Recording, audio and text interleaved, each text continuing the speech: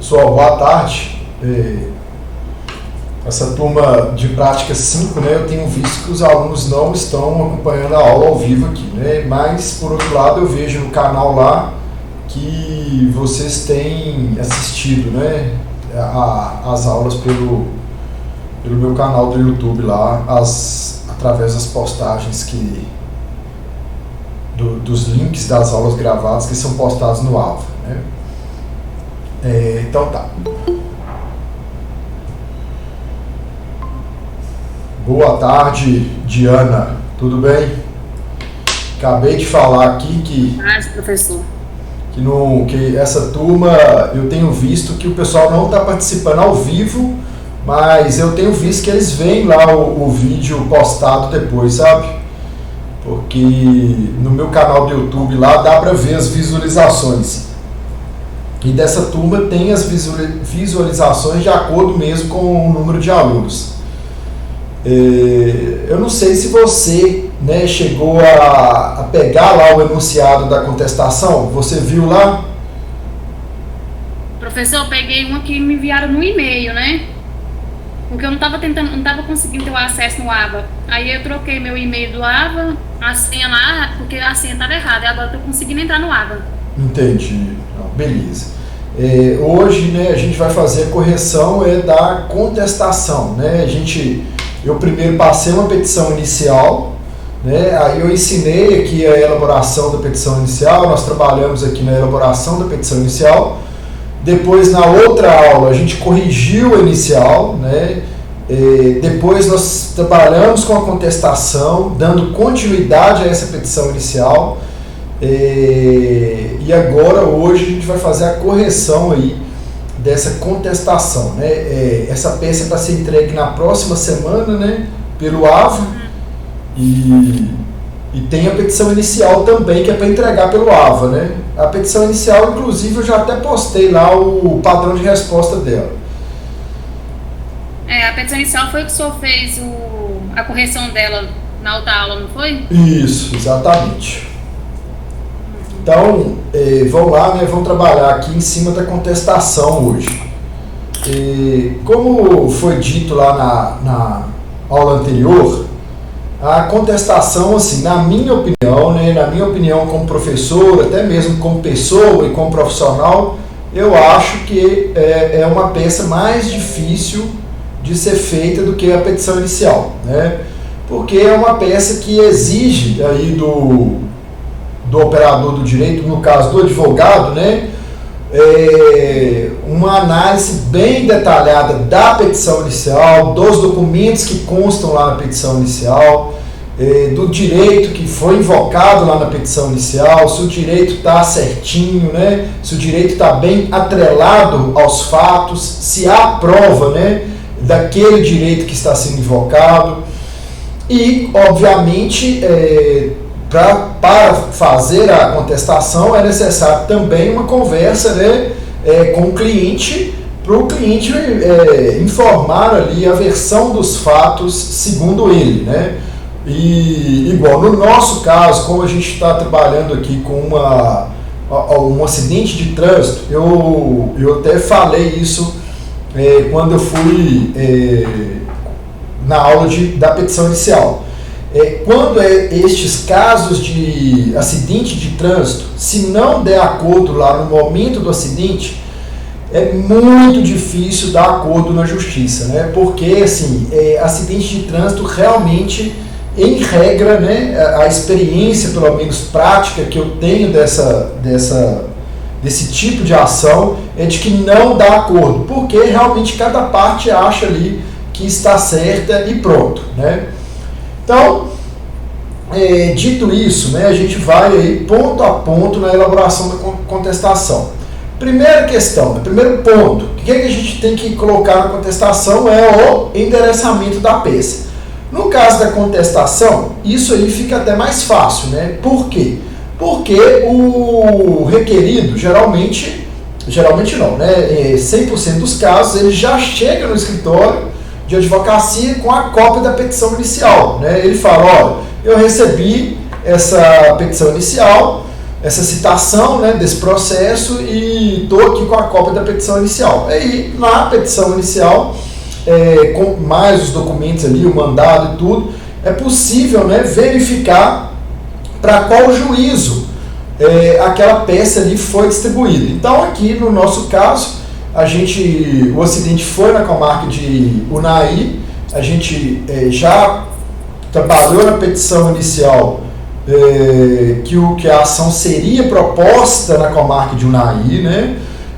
Então, Unai tem duas varas, a primeira vara civil e a segunda vara civil. Consequentemente, né, se nós estamos falando aqui de uma ação que diz respeito à natureza civil, né, indenização decorrente de acidente de trânsito, consequentemente, ela foi distribuída para a primeira para a segunda vara civil, tá? No meu padrão de resposta, eu coloco primeira vara civil, mas se o aluno colocar a segunda vara civil, não tem problema, tá? Então, o endereçamento será: excelentíssimo senhor doutor juiz de direito da primeira ou, né, segunda vara civil da comarca de Unai. Outro ponto, né, a gente coloca lá, autos número, né? Por quê? Que é bom colocar isso no cabeçalho, né, no preâmbulo lá da contestação. Porque, como foi dito, né, a petição inicial já foi distribuída e, por consequência lógica, o processo já recebeu um número, né, ele já tem a numeração definida. Então, é este número que irá identificar o processo, identificar os autos, né? Em seguida, aí a gente vai começar ali com a introdução da nossa defesa, né, da nossa contestação, fazer aquele preâmbulozinho ali, né, aquele parágrafo que a gente menciona, né, o nome da peça, o nome das partes, a fundamentação jurídica, o endereço o nome e endereço do advogado, né? Beleza. No nosso caso aqui, eu também, né, é o seguinte, eu tenho falado isso nas minhas aulas, né? A gente está numa aula de prática jurídica. Teoricamente, né, gente, nossas aulas de prática elas seriam ao vivo, lá no núcleo de prática jurídica da faculdade, tudo. E nós estaríamos ali trabalhando com processos reais, né, com casos reais que realmente ocorreram, que aconteceram, né? Pois bem, no nosso caso, nós estamos aqui diante de um caso fictício, né, que retrata, assim, de forma bem realista o que ocorre no cotidiano, na realidade, né? Mas é óbvio que há uma diferença entre a ficção e a realidade, é óbvio, né? Em regra, na prática, o que acontece? As pessoas colocam lá o nome do requerido, né, igual no nosso caso aqui, são dois requeridos, Bruno Marques e Amanda Batista. Aí, na prática, todo mundo coloca assim, já qualificados nos autos. Por quê? Porque o advogado pensa assim, se, né, os requeridos foram citados, intimados, se receberam lá a petição inicial, é porque eles residem no endereço, né, a qualificação que consta lá da inicial está correta, né? Agora, no plano teórico, né, gente, para fins aí, por exemplo, do exame da OAB, eu já penso, né, eu já acho que seria melhor colocar a qualificação de acordo com o artigo 319, inciso 1 lá do CPC, né, a qualificação integral lá com o nome, aí coloca o endereço, filiação, estado civil, CPF, identidade, enfim, né, coloca lá os dados, tá? Depois, por ser o advogado que subscreve, né, mandados em anexo. Por que mandados? Porque aqui são dois réus, né? Então, são duas procurações, embora seja um único advogado, mas serão duas procurações, né? Cada um tem que outorgar ao advogado os respectivos poderes ali para estarem, né, sendo representados em juízo. Aí dá o endereço do escritório, né, com endereço na rua tal, número tal, onde recebe as intimações, e-mail, né, outra coisa que eu tenho falado aí, sobretudo nessas aulas de prática, né, da importância da gente colocar o endereço eletrônico, né,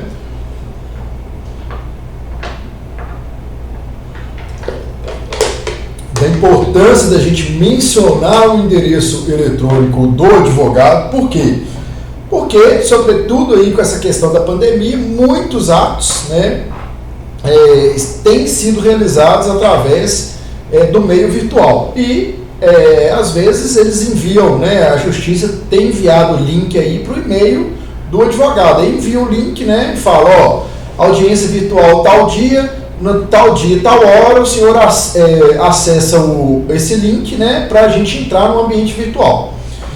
E assim, na minha opinião, é uma questão que veio para ficar, né, porque com certeza, assim, estando tudo funcionando, né, tipo assim, a internet estando bacana e tudo, sendo previamente intimado, com antecedência necessária e tudo, essa questão de realização pelo ambiente virtual é muito bom, é bom para as partes, é bom para todo mundo, na minha opinião, tá? E eu acho que veio para ficar.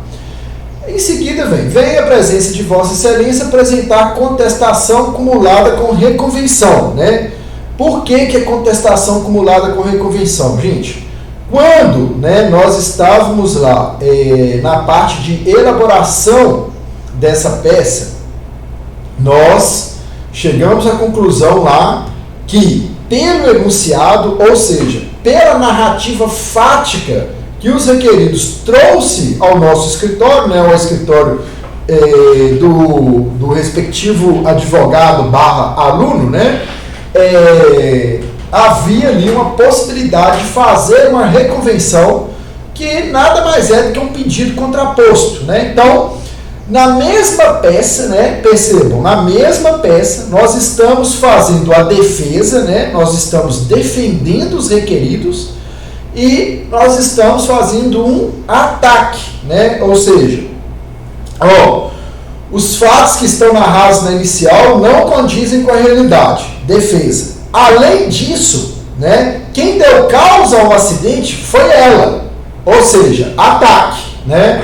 Então, defesa e ataque na mesma peça processual. É possível? Sim, é possível, né? Há fundamentação legal para isso, né? No Código de Processo Civil, ele permite, né, que o advogado faça a defesa e a reconvenção na mesma peça processual. A fundamentação jurídica aí, qual que será, né? Numa perspectiva processual, né? Na perspectiva processual, a fundamentação jurídica será o artigo 335 e seguintes do CPC, né, que são os artigos que tratam da contestação, né, das matérias defensivas em geral, né, da defesa, né, porque aí a gente vai ter nos artigos 335 e seguintes, o que nós teremos englobado aí? As defesas de mérito e as defesas preliminares, né? Então, nesses artigos a gente vai buscar a fundamentação jurídica para a nossa peça defensiva. E no artigo 343, também do CPC, nós teremos lá a fundamentação jurídica para a reconvenção, né? E eu sempre costumo colocar nessa parte, eu coloco assim, vem a presença de Vossa Excelência apresentar contestação combinada com reconvenção nos termos do artigo 335 e seguintes, bem como artigo 343, todos do CPC e demais dispositivos legais aplicáveis à espécie, né? Em face da ação que lhes move a senhora Maria Taioba, igualmente qualificada nos autos, com a fundamentação fática e jurídica a seguir exposta, né? Aí, eu divido a minha peça em tópicos, né? Tópicos bem definidos, né? Então, o primeiro tópico aí da minha peça é a justiça gratuita. Ah, professor, eu tenho que fazer igual foi feito no padrão de resposta? Não necessariamente, tá, gente? Eu não sou, assim, formalista demais e também eu entendo que cada um tem o seu jeito aí de escrever e tal. O que eu penso, né, assim, no meu modo, pela minha experiência e tudo, eu acho interessante, primeiro, pontuar essa questão da justiça gratuita, porque é uma questão muito importante, né? Por quê? Porque, assim, primeiro que a parte não vai ter que pagar custas, né? E segundo que, havendo aí uma eventual perda, né, do processo, se a parte vier a perder, se o pedido inicial for julgado procedente, não terá que arcar com os honorários de sucumbência. Então, eu penso que é importante. E, no nosso caso, é importante consignar isso, né? O advogado, né? É lógico que, gente, havendo o contato pessoal ali com a parte, é lógico que o advogado, obrigatoriamente, ele tem que, ele vai sentir isso, né? Pelo próprio cliente. Por exemplo, eu estou aqui no meu escritório de advocacia, aí chega uma pessoa aqui que eu sei que é assalariado, que ofere renda mensal aí de um salário mínimo e meio. É lógico, né, que pela conversa aqui eu vou saber isso e tal, porque geralmente isso é colocado, né, no momento da conversa com o advogado. Aí é lógico que eu vou deduzir que essa parte faz jus à assistência judiciária gratuita, né? Isso aí eu vou deduzir de cara. Por outro lado, se chegar um cliente aqui, e eu sei que é um dos maiores fazendeiros aqui da cidade de Unai, né, na conversa aqui e tal, eu vou perguntar para o pessoal, o que você faz? Aí ele vai falar assim, eu sou dono da fazenda tal, é a maior fazenda de gado aqui de Unai. É óbvio que eu também vou deduzir que ele não faz jus à assistência judiciária gratuita. E tem um meio termo nisso aí também, né, gente? Às vezes, né, eu tenho falado também, que eu quero que vocês tenham em mente, né, que às vezes chega uma pessoa no seu escritório e fala assim, eu tenho uma renda de 10 salários mínimos, né, mas eu pago aluguel, eu pago faculdade para o meu filho, eu tenho problema de saúde, eu tenho que gastar 2 salários só de remédio e médico por mês. Então, assim, o que eu estou querendo dizer? Sinônimo de salário alto não é sinônimo de indeferimento de cara da justiça gratuita, não, né? Por quê? Porque essa questão da justiça gratuita aí, ela diz na concepção jurídica do termo, ou seja, a pessoa não tem que ser necessariamente miserável, né, do ponto de vista fático ali, né? Se a pessoa demonstrar lá que ela tem uma renda alta, mas por outro lado, ela tem custos elevados também, custos, gente, que eu falo aqui, é lógico, né, que não sejam supérfluos, né? Se a pessoa chegar no seu escritório e falar assim, eu ganho 10 mil por mês, mas eu gasto 2 mil por mês com viagens, né? Eu gasto 3 mil com roupas, 2 mil com restaurantes dos melhores e tal. Aí você vai falar, opa, né? Quer dizer, são questões supérfluas, né? Questões que não fazem jus aí a indução da justiça gratuita, né? E no nosso caso, né, no caso do nosso enunciado, tem lá que um ganha 3 salários mínimos e o outro 2 salários mínimos. Aí é lógico que eles fazem jus à assistência judiciária gratuita, né? Por que, professor, que é lógico? Porque, gente, é o parâmetro que a Defensoria Pública usa para atestar ali que a pessoa faz jus ao atendimento, né, gratuito lá na Defensoria, é uma renda de até 3 salários mínimos. Então, a gente pode, inclusive, utilizar esse argumento aí no momento que a gente for pedir a justiça gratuita, né? O que vocês têm que ter em mente é o seguinte, atrelar, né, a situação fática ali, né, financeira da pessoa ao direito que é aplicável à espécie, né? Qual que é a fundamentação jurídica aí para a justiça gratuita? Está prevista lá no artigo 5º, inciso 74 da Constituição e no artigo 98 e 99 do Código de Processo Civil, né? Então, assim, a fundamentação jurídica, a fundamentação jurídica da justiça gratuita encontra-se preponderantemente, né, nestes artigos que eu acabei de mencionar aqui. Ó. Beleza. Passou desse tópico da justiça gratuita, como que eu elaborei na peça, né? Aí eu coloco um tópico 2, que cujo título é Breve Resumo dos Fatos Alegados na exordial. Então, como o próprio nome diz, né, eu faço uma prévia, né, eu faço ali uma síntese mesmo, bem resumido, tá? Eu utilizo aqui no meu caso, o meu padrão de resposta tipo assim, são 2 parágrafos, né, com princípio, meio e fim.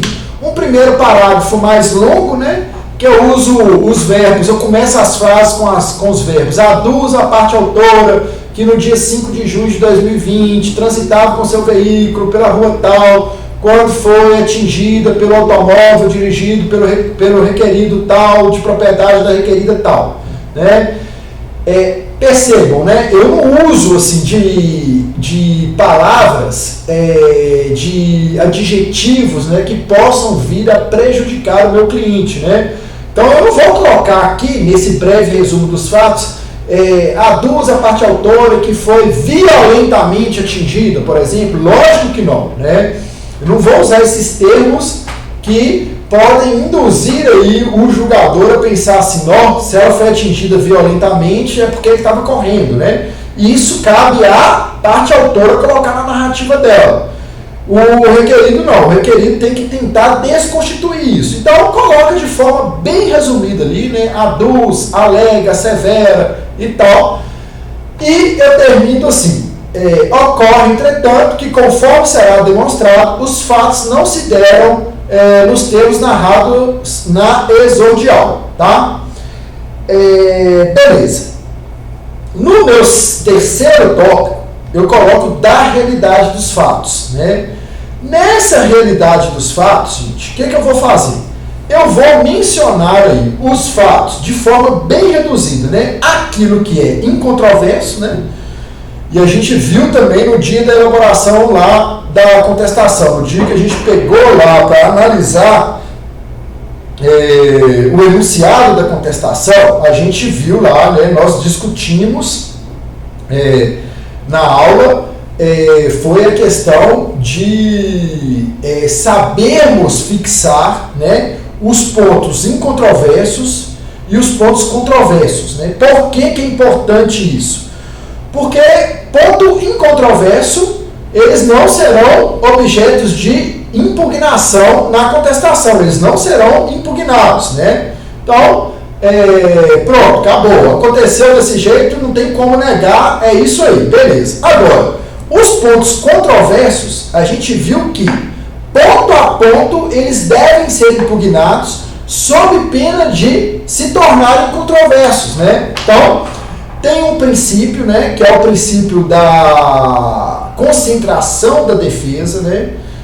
Qual que é o significado desse princípio? Esse princípio diz o seguinte, todo e qualquer fato, ele deve ser impugnado na defesa, né, sob pena de tornar-se controverso. Então, tudo aquilo que está na petição inicial, que você entender que não condiz com a realidade, você tem que atacar. Se você não atacar, o juiz vai fazer a seguinte leitura. Se não atacou, é porque ele concorda.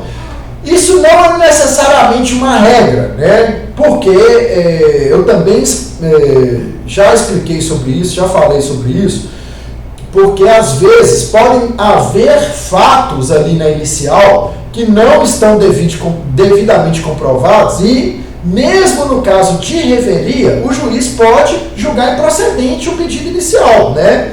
Porque cabe ao juiz dar o direito de acordo, né, com o contexto do processo, não só com a narrativa da parte autora, né? Beleza. Então, nesse tópico aí da realidade dos fatos, nós vamos falar os fatos na visão dos requeridos. E é óbvio que, como que uma coisa que eu tenho falado também, nesse tópico, gente, tudo tem que ser muito bem articulado, muito bem pensado. Por quê? Tudo que a gente vai falar nesse tópico, tudo que será falado aí nesse tópico, que será discorrido nesse tópico aí da realidade dos fatos, será desenvolvido ao longo da defesa, né? Por quê? É neste tópico que nós vamos dar a tônica da nossa defesa, né? Que nós vamos dar o tom da nossa defesa, que nós vamos dar aí dicas daquilo que será os principais argumentos utilizados pela defesa. Então, a gente vai sintetizar esses argumentos agora para, no decurso da peça, nós desenvolvermos eles, né, atrelando-os ao direito invocado, né, ao direito que nós entendemos que são aplicáveis à espécie. Né? Então, beleza.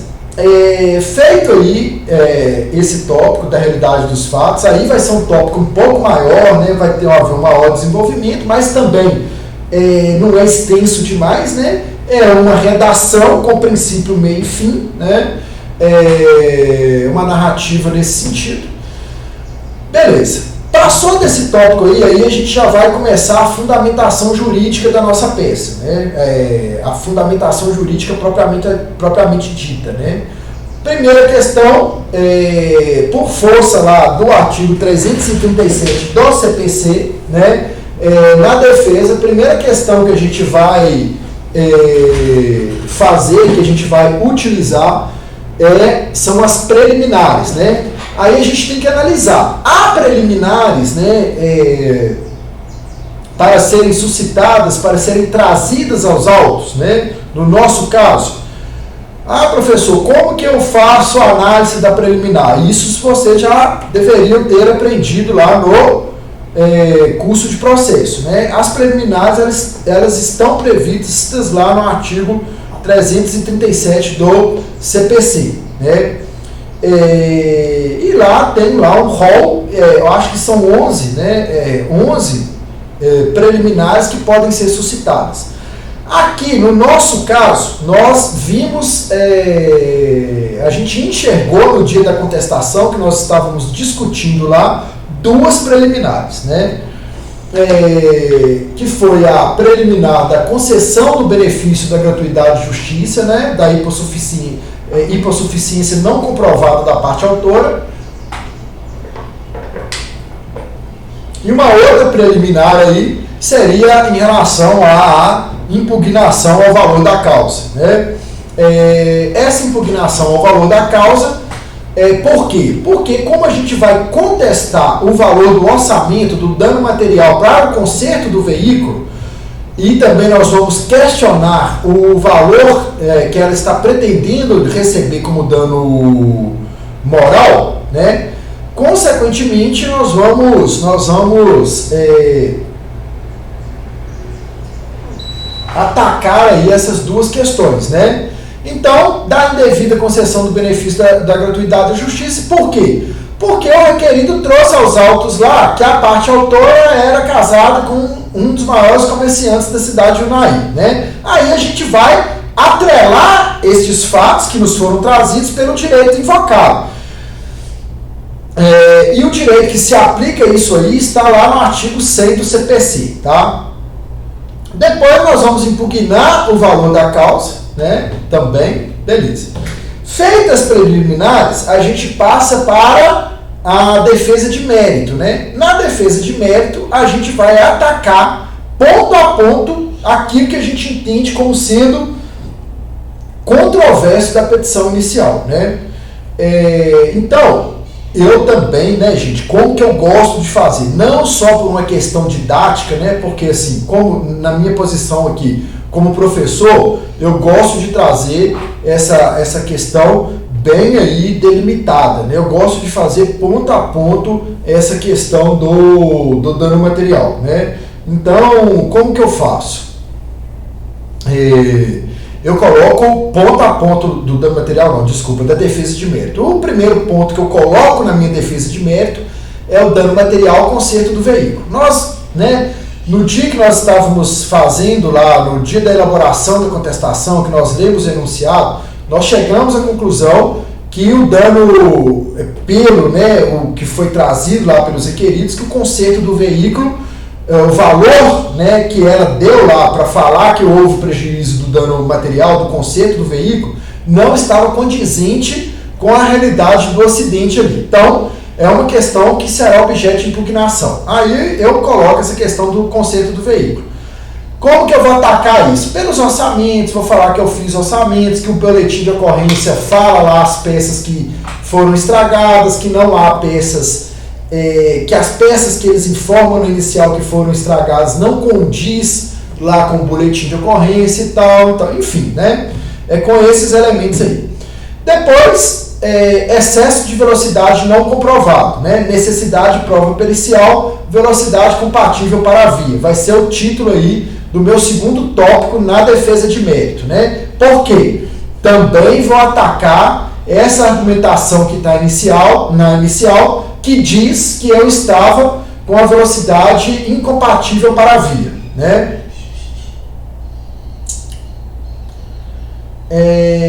Depois eu vou atacar a questão da embriaguez ao volante, né? Que também é um tópico que a gente entendeu que não condizia com a verdade. Aí eu coloquei o meu tópico, né? Meu terceiro tópico aí da defesa de mérito. Embriaguez ao volante não comprovada, requerido não consome bebida alcoólica, né? Quando os réus estiveram lá no escritório, eles não falaram que o Bruno fez um exame de sangue e tal, constatou que ele não havia bebido naquela noite e tal. Então, estes elementos que eu vou utilizar para esse tópico aqui, para discorrer nesse tópico, né? Depois eu vou atacar o dano moral, vou falar que o dano moral é improcedente. Por quê que eu vou falar que é improcedente? Porque foi ela que deu causa ao acidente, no meu entendimento, né? No entendimento do requerido, né? E nesse tópico também, pelo princípio da eventualidade, né? Que é também um princípio típico da defesa, né? O que significa esse princípio da eventualidade? Ô juiz, eu não concordo com nada que está sendo dito na inicial, mas, todavia, contudo, porém, se o senhor entender que o pedido deve ser julgado procedente, considere aí o valor do dano moral menor do que o valor que está alegando ser aí, tá? Por quê? Porque, na verdade, eu não...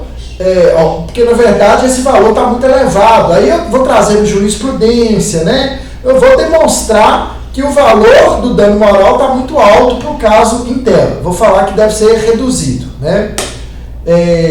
Beleza. Depois, meu próximo tópico, aí já não é a defesa de mérito, aí eu já vou entrar na questão da reconvenção. Aí eu vou fazer um tópico específico da reconvenção. Nesse tópico, fundamentado lá no artigo 343 do CPC, o que eu vou falar aí? Vou falar que quem deu causa ao acidente foi ela, né? Porque ela não estava com o farol aceso, que ela não portava os óculos, né?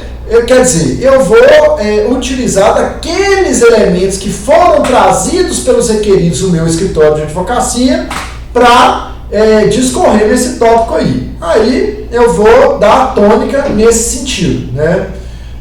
Beleza. Por fim, eu vou passar para os pedidos, né? Aí, gente, é uma parte muito importante. Por quê?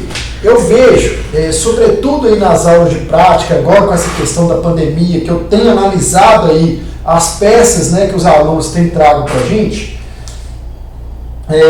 eu tenho visto, né, que os alunos pecam demais na hora que vai fazer os pedidos, né, e deixam pedidos sem fazer, né, fazem pedidos de forma equivocada. Por que isso acontece, né, gente? No meu entender aqui. Por que isso acontece, essa forma, esses pedidos equivocados, essas questões ocorrem, né? Geralmente é porque o aluno já está meio cansado, já não revisa ali, aí já está doido para acabar e tal.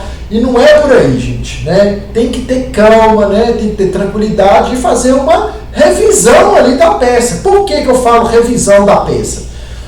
Porque nos pedidos vai ser tudo aquilo que está no bojo da peça, né? Então, olha só, o que está no bojo da peça? Não tem lá um tópico falando sobre assistência judiciária gratuita para o réu?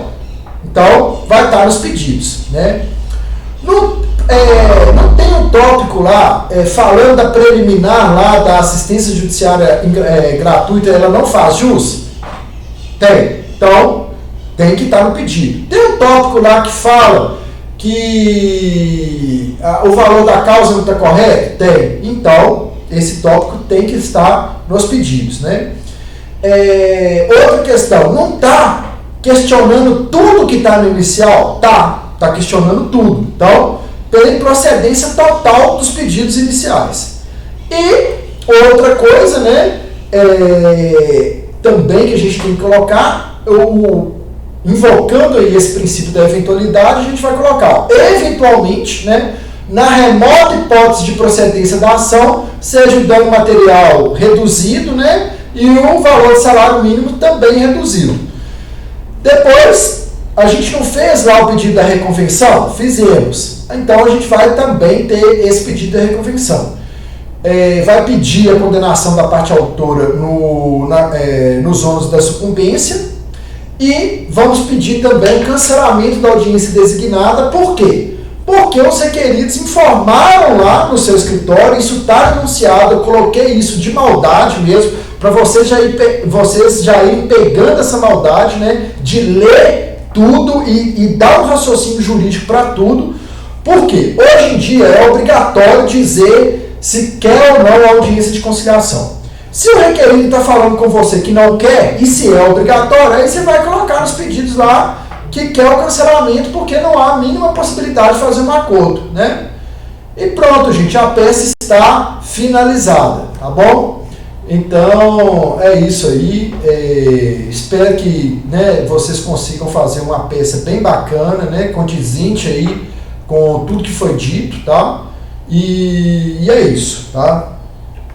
Como eu tenho dito, gente, as nossas aulas de prática têm aí tido duração entre 1 hora, às vezes 1h30 e tal, mas assim, eu já falei, né, eu sozinho como advogado, né, estou movimentando os processos do núcleo de prática jurídica, tá? Então, eu termino a aula aqui e vou lá movimentar. Eu estou com mais de 1000 processos só no meu PJE. E graças a Deus eu não tenho perdido prazo nos processos não, né? Hoje mesmo eu estava vendo, né? Eu já manifestei, salvo engano, nos últimos 10 dias em 24 processos, né?